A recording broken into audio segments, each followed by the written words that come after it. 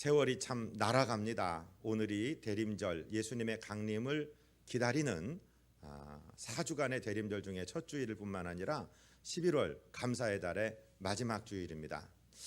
오늘 말씀 시간에 우리 네 가지의 이야기를 공부하려고 합니다.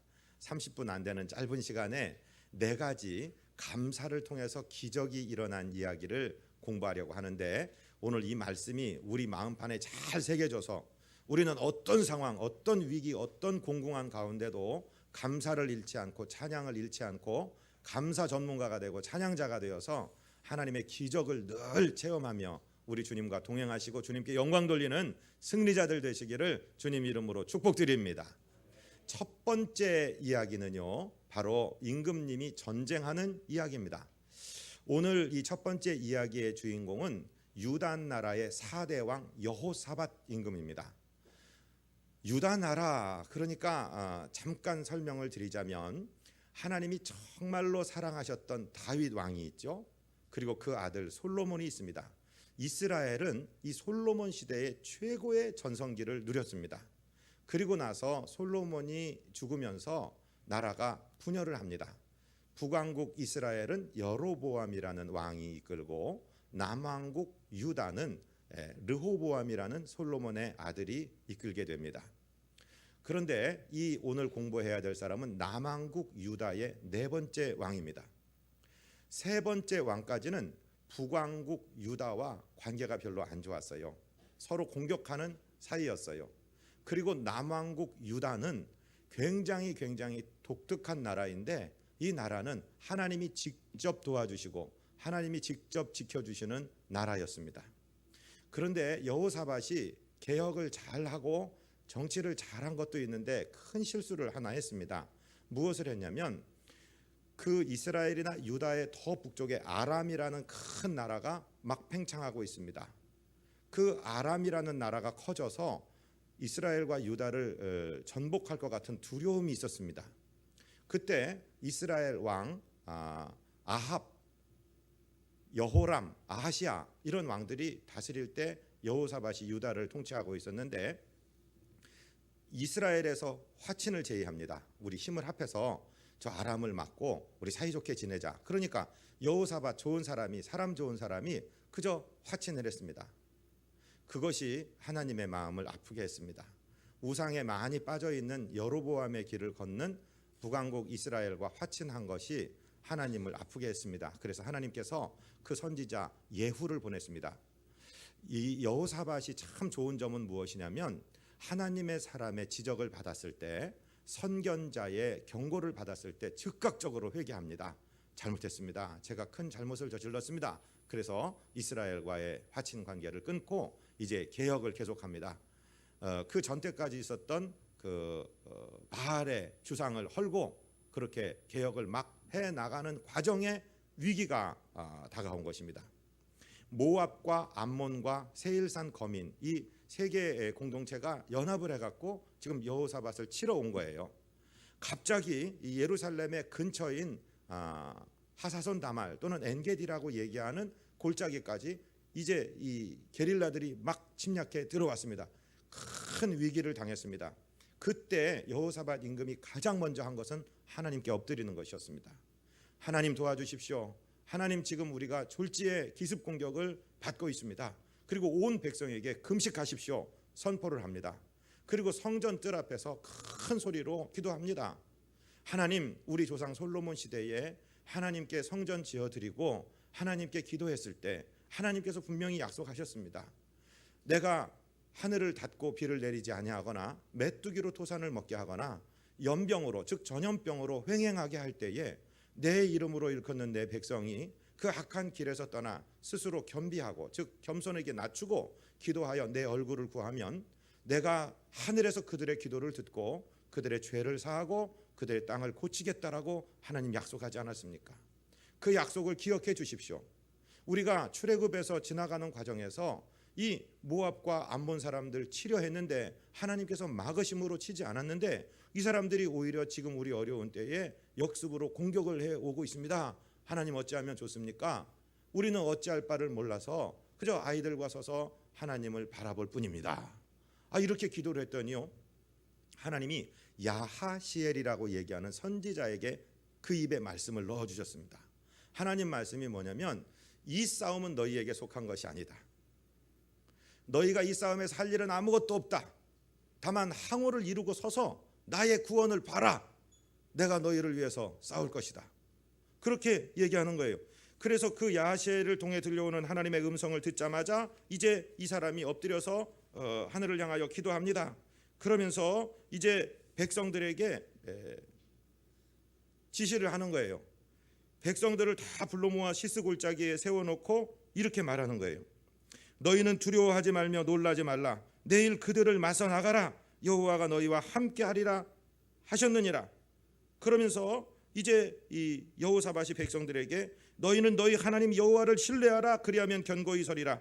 그의 선지자들을 신뢰하라. 그리하면 형통하리라 하고 백성들과 의논하고 어떤 전법을 세웠냐면, 자, 군대는 당연히 창든 사람, 칼든 사람, 활든 사람을 세워야 되는데 찬양대를 불러다가 거룩한 예복을 입히고, 아니 게릴라 부대가 지금 침략해 들어오는데 찬양대를 세워놓고 하나님을 찬양하게 하는 거예요.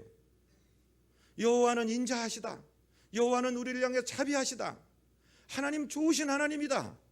아니 세상에 이렇게 미련한 전법이 어디 있습니까? 세상 사람들이 볼 때는 비난받아 마땅할 전법입니다. 아주 우둔해 보이는 전법입니다. 그렇게 찬양대를 세워놓고 찬양을 하게 했습니다. 그런데 어떤 일이 일어났는지 보십시오. 주보에 역대하 20장 22절이 쓰여 있습니다. 같이 읽습니다. 그 노래와 찬송이 시작될 때에 여호와께서 복병을 두어 유다를 치러 온 암몬 자손과 모압과 세일산 주민들을 치게 하심으로 그들이 패하였으니 곧 암몬과 모압 자손이 일어나 세일산 주민들을 쳐서 진멸하고 세일 주민들을 멸한 후에 그들이 서로 쳐 죽였더라. 아멘. 이것은 지어낸 이야기가 아니라 이스라엘의 역사의 이야기입니다. 하나님은 이스라엘의 찬송 중에 거하시는 하나님이십니다. 도저히 찬양할 수 없는 상황, 도저히 감사할 수 없는 상황에서 감사하며 찬송했을 때, 그 찬양대의 찬송이 시작될 그때에 하나님께서 일하시기 시작합니다. 여러분, 우리가 일하면 우리가 일하는 거지만 우리가 기도하고 찬양하면 하나님께서 일하시는 것입니다. 하나님께서 복병을 두시는 것입니다. 그래서 곤궁한 상황 가운데, 위기 가운데, 전쟁 가운데 찬양하는 것이 하나님의 손을 끌어내렸습니다. 그래서 하나님이 직접 싸우시게 하셨습니다. 이 모압과 암몬 사람들이 그 복병들이 두어서 교란 작전을 펴니까 세일산 거민들을 둘이 공동작전으로 다 멸하고, 그 다음에는 모압과 암몬의 자중질환이 일어나서 서로 죽여서 그저 전쟁이 끝나버리고, 이스라엘 사람들은 창 한 번 던지지 않고 활 한 번 쏘지 않았는데 승리하게 되었다는 사실입니다. 할렐루야. 여러분, 곤궁의 순간에, 위기의 순간에 불평하고 원망하고 대항하고 분열하고 싸우고 다투는 것은 결단코 하나님의 뜻을 이룰 수 없습니다. 오히려 하나님의 위대하심을 찬송하는데 하나님의 거룩한 뜻이 나타나는 줄로 믿으시기를 바랍니다. 최근에 우리나라가 흉흉합니다. 이 사람 저 사람 시국 발표를 하고 촛불을 들고 여러 일들이 일어납니다.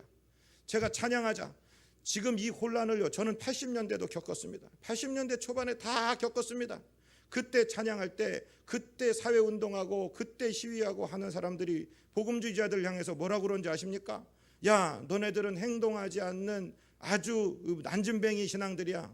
너희들은 이쁜 여자애들 데리고 다니면서 기타 치고 찬송이나 할 줄 알았지, 노래나 할 줄 알았지, 나라를 위해서 돌멩이 하나를 던졌냐, 화염병 하나를 던졌냐, 그렇게 조롱했어요. 여러분, 어느 편에 서시겠습니까? 지금 제가 어느 것을 잘했다 못했다 말씀드리는 게 아니라 성경에 나타나는 이야기를 말씀드리는 것입니다. 곤궁한 순간에 하나님의 백성은 찬송하는 것입니다. 하나님을 의지하고 전적으로 하나님만 바라보는 것입니다. 사람의 방법이 아니라, 사분오열되는 사람의 뜻이 아니라 하나님의 전권적인 개입을 기다리며 하나님을 바라보는 것입니다.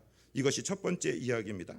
두 번째 이야기는요, 우리가 찬송할 수 없는 상황에서 찬송할 때 옥문이 열리고 기적이 일어납니다. 이 두 번째 이야기의 주인공은 신약의 선교사 바울과 실라의 이야기입니다. 제2차 바울의 선교 여행에 이 사람들이 유럽의 첫 성, 마게도니아의 첫 성 빌립보에 도착했습니다.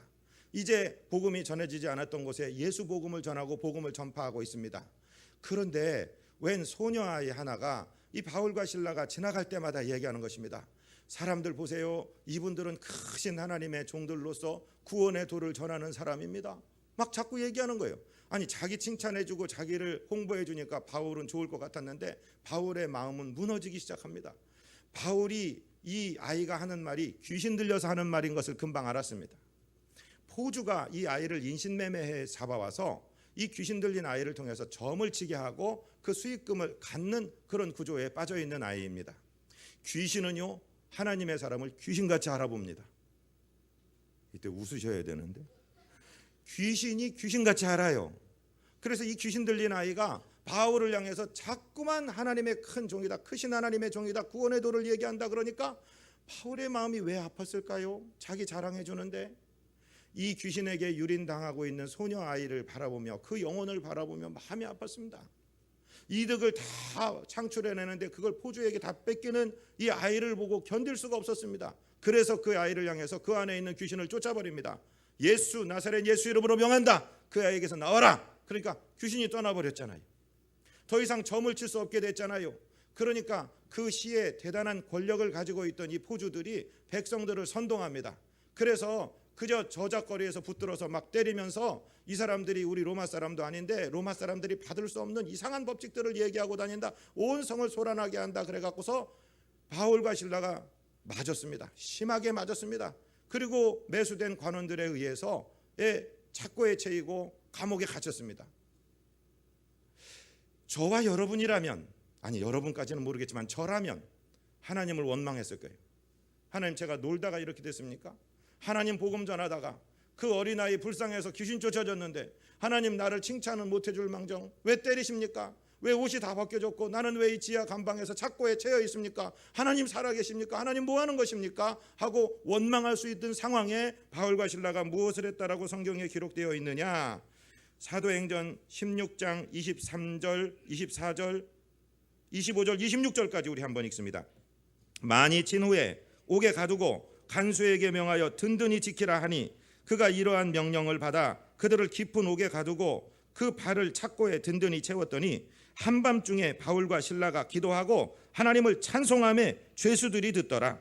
이에 갑자기 큰 지진이 나서 옥터가 움직이고 문이 곧 다 열리며 모든 사람의 매인 것이 다 벗어진지라. 아멘. 여러분, 이 장면을 한번 우리가 바울과 되고 실라가 돼서 상상을 해보십시오. 맞았습니다. 온몸에 상처 투성입니다. 멍들었습니다. 옷은 다 벗겨졌습니다. 지금 이곳은 지하 감방입니다. 그리고 우리는 발이 착고에 채여 있습니다. 전기도 들어오지 않을 때입니다. 깜깜합니다. 이 상황에서 어떤 기도가 나왔을까요? 어떤 한숨, 어떤 눈물이 나왔을까요? 바울과 실라가 어떻게 했냐면 25절에 보니까 한밤중에 바울과 실라가 기도하고, 여기까지는 이해가 됩니다. 하나님 기도할 수 있어. 너무 힘들어요. 너무 아파요. 하나님 지금 살아계시는 거예요. 우리 보시는 거예요. 라고 기도까지는 할 수 있을지 모르는데 그 다음에 보니까 하나님을 찬송하며 죄수들이 듣더라. 여러분, 도저히 찬송할 수 없는 상황에서 드리는 찬송이 하나님을 감동시킵니다. 지진 함부로 일어나는 게 아니에요. 하나님은 질서 있게 이 우주를 창조하셨고 이 우주를 운행하고 계십니다. 기적이 일어났다는 것은 하나님이 만드신 질서가 깨졌다는 거예요. 하나님이 당신이 창조하신 질서를 깨트리면서까지 무엇인가를 일으켜야 될 상황은 반드시 하나님을 감동시킨 요소가 있다는 것입니다. 오늘 아침 6시경에 저는 설교 말씀을 탈구하고 준비하고 있는데 갑자기 우당탕 떨리는 소리가 났어요. 뉴스에 보니까 유성 남부 4.3km 지점에서 2.5 진도의 지진이 났다. 대전이 지진에서 자유할 것 같아요? 저는 지금 어느 감방에서 누가 기도하나? 이런 생각을 했어요. 농담입니다. 많은 하여튼 하나님이 감동하시니까 찬송하는 사람들뿐만 아니라 찬송을 듣는 사람의 착고까지 다 열려버렸습니다. 옥문이 열렸습니다. 여러분, 무언가에 매여 계신다면 찬송하시기 바랍니다. 감사하시기 바랍니다.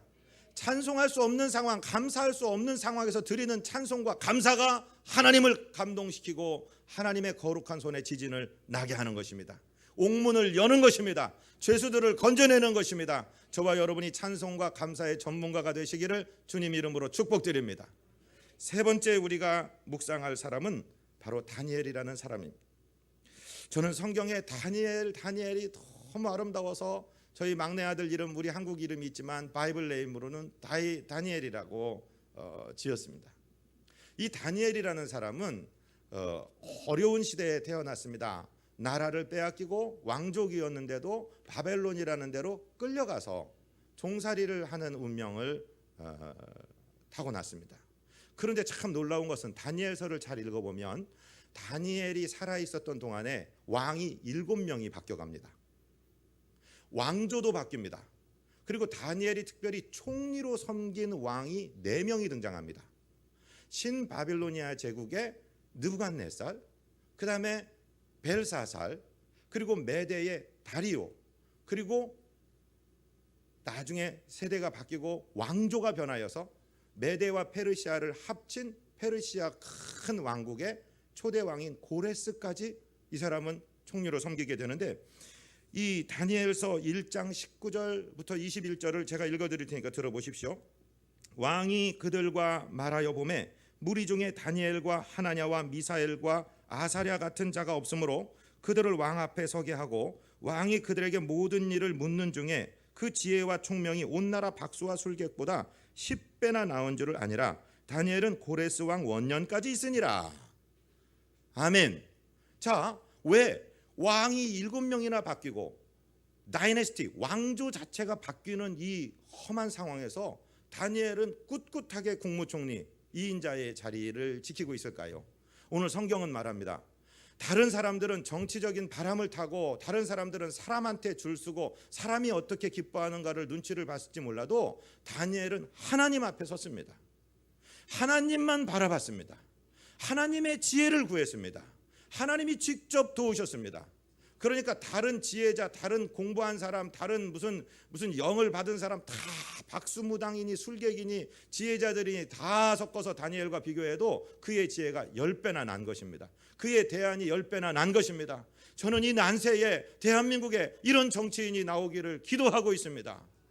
사람들의 비율을 맞추느라고 이리 갔다 저리 갔다 하는 그런 사람들 말고 정말 하나님 앞에 무릎 꿇고 기도하고 하나님의 지혜를 구하는 사람, 이런 사람이 지금 이 난세에 나오기를 우리 성도님들 기도해 주시기를 주의 이름으로 부탁을 드립니다. 그래서 왕조가 바뀌어도 다니엘은 여전히 다니엘입니다. 존경하고 사랑하는 성도님들, 우리가 다니엘의 지혜를 달라고 기도해야 될 줄로 믿습니다. 세상은 변덕스럽습니다. 사람들은 변덕스럽습니다. 이리 몰려다니고 저리 몰려다니고 그럴 수밖에 없습니다. 그러나 하나님의 영에 사로잡힌 사람, 하나님을 붙들고 있는 사람은요, 변덕스러운 사람들이 변덕부리다 다 그 사람에게로 오게 되어 있는 줄로 믿습니다. 우리가 이런 사람 되시기를 주의 이름으로 축복드립니다. 그런데 이 이야기는 지금 다리오 왕 시대에 일어난 이야기입니다.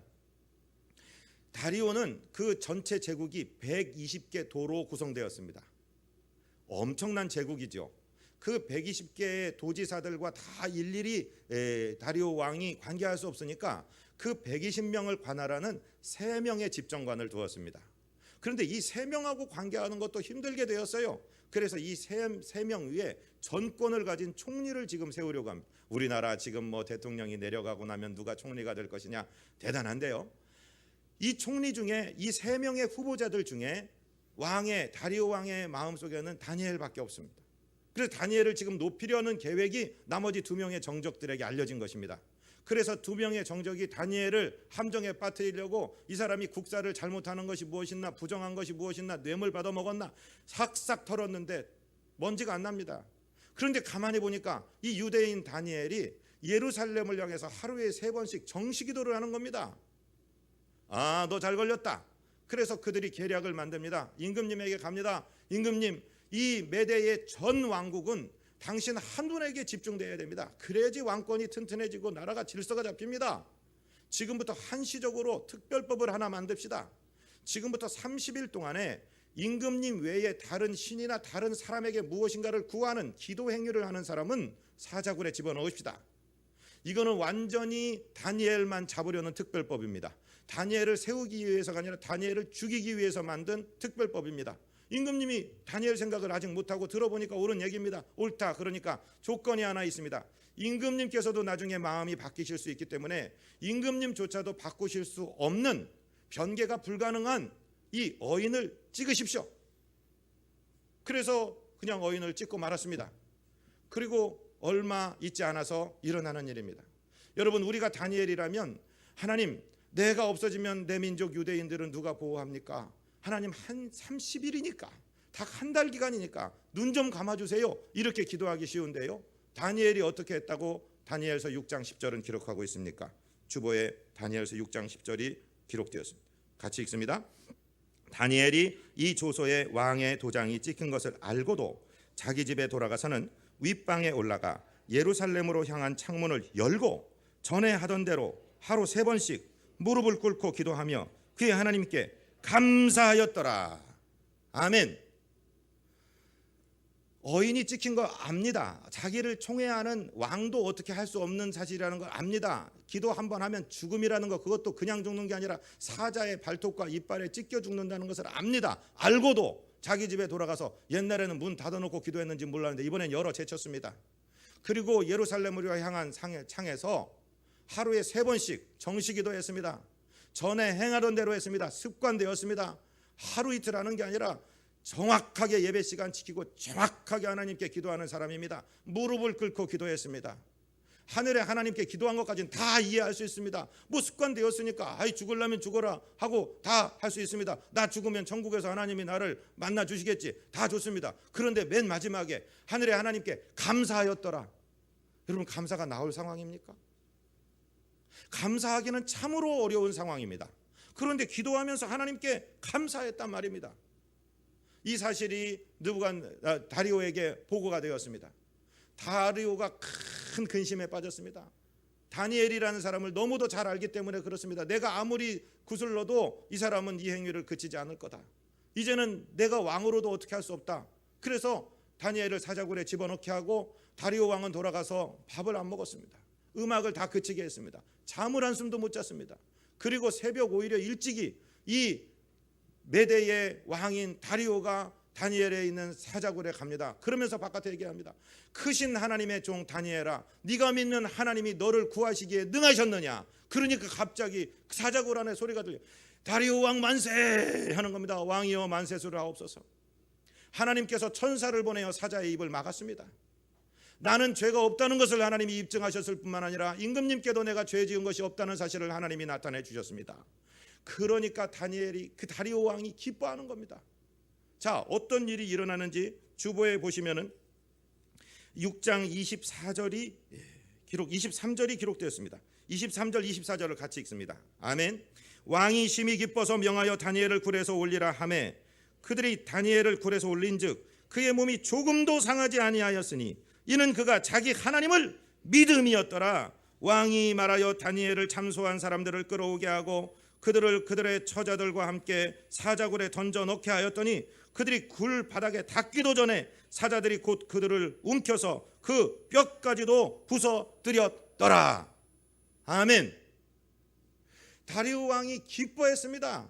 역시 살아계시구나. 하나님이 당신의 종을 이렇게 사자의 입을 막으시면서까지 보호하셨구나. 끌어냈는데 다니엘서의 저자는 지금 뭐라고 쓰고 있습니까? 다니엘이 하나님을 의뢰했기 때문에, 감사할 수 없는 상황에서 감사했기 때문에, 찬송할 수 없는 상황에서 찬송했기 때문에 하나님이 기적을 일으키셨구나.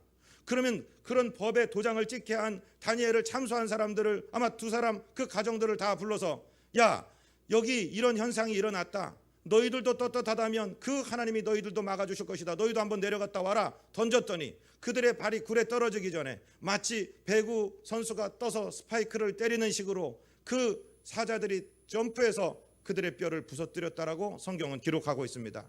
사랑하고 존경하는 성도 여러분, 감사할 수 없는 상황에서 드리는 감사, 찬송이 나오지 않는 찬송 상황에서 드리는 찬송은 하나님을 감동시키고 그의 기적을 이끌어내는 것입니다. 여러분, 하나님 일을 하다가 조롱을 받을 때도 있습니다. 예수 믿다가 직장에서 불이익을 당할 때도 있습니다.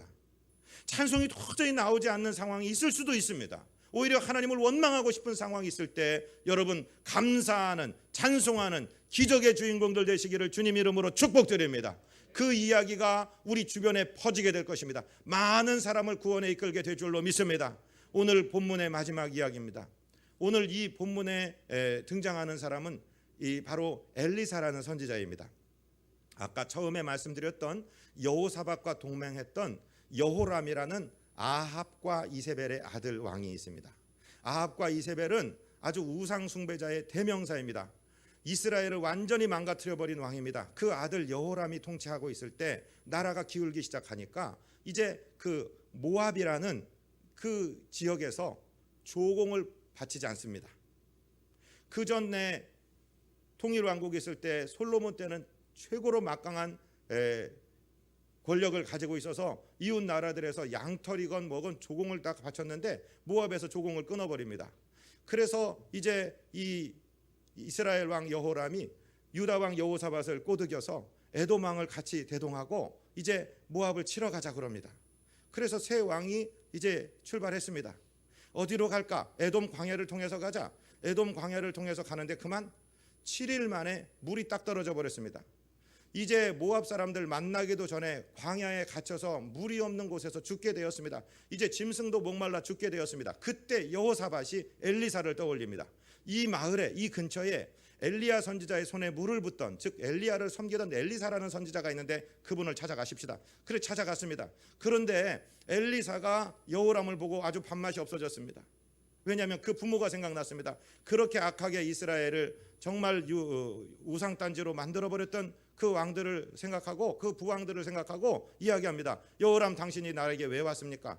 당신 부모의, 당신 아버지 바알 선지자, 당신 어머니 이세벨의 그 아세라 선지자들에게 갈 것이지 왜 나한테 찾아왔습니까? 그러니까 아이고 어떻게든지 우리를 좀 살려달라고, 우리가 사막에 갇혀서 죽게 됐다고. 그러니까 이제 엘리사가 얘기합니다. 유다 왕 여호사밧의 얼굴을 본 것이 아니라면 내가 당신 안 만났을 거라고. 그러면서 아주 희한한 주문을 합니다. 그것이 우리 본문입니다. 열왕기하 3장 15절을 우리 같이 한번 읽겠습니다. 이제 내게로 검은 고 탈 자를 불러 오소서 하니라. 검은 고 타는 자가 검은 고를 탈 때에 여호와의 손이 엘리사 위에 있더니 그가 이르되 여호와의 말씀이 이 골짜기에 개천을 많이 바라 하셨나이다.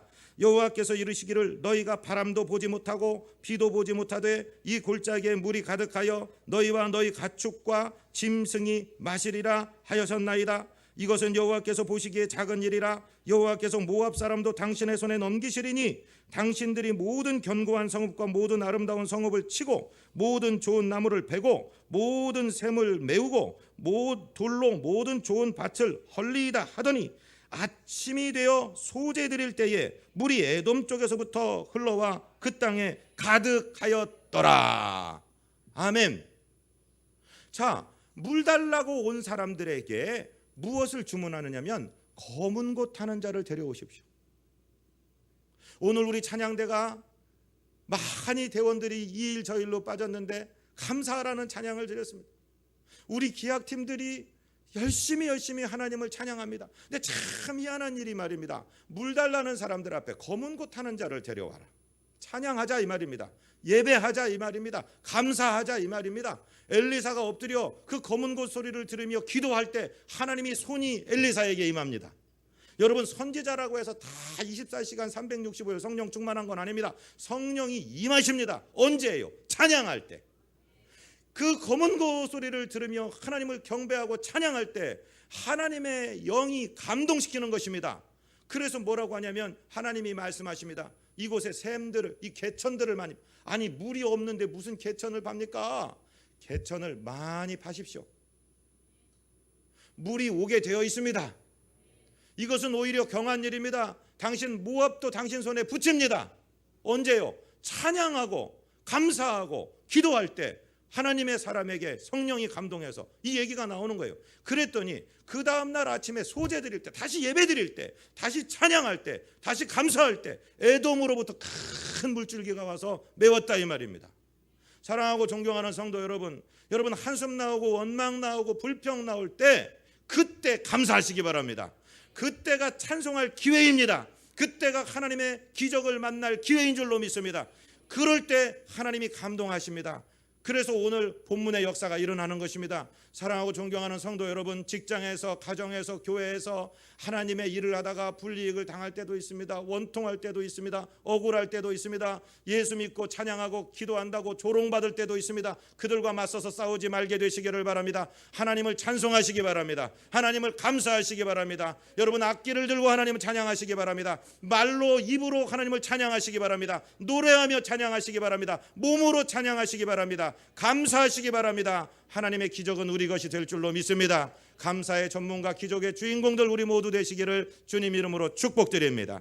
하나님, 우리 아버지, 오늘 4가지 사건을 통해서 위기의 순간에, 곤궁의 순간에 도저히 감사가 나오지 않고 찬양할 수 없는 순간에 찬양한 승리들을 공부했습니다. 이런 사건들은 성경에 넘치고 넘치는 줄로 믿습니다. 하나님, 나라가 흉흉합니다. 그래도 우리는 찬양합니다. 하나님의 의와 하나님의 정말 다스리심, 그 나라를 구합니다. 하나님, 다스려 주시옵소서. 주의 위대하심을 찬양합니다. 이 민족을 붙들어 주시옵소서. 우리 구주 예수 그리스도 이름으로 믿사옵고 간구하옵나이다.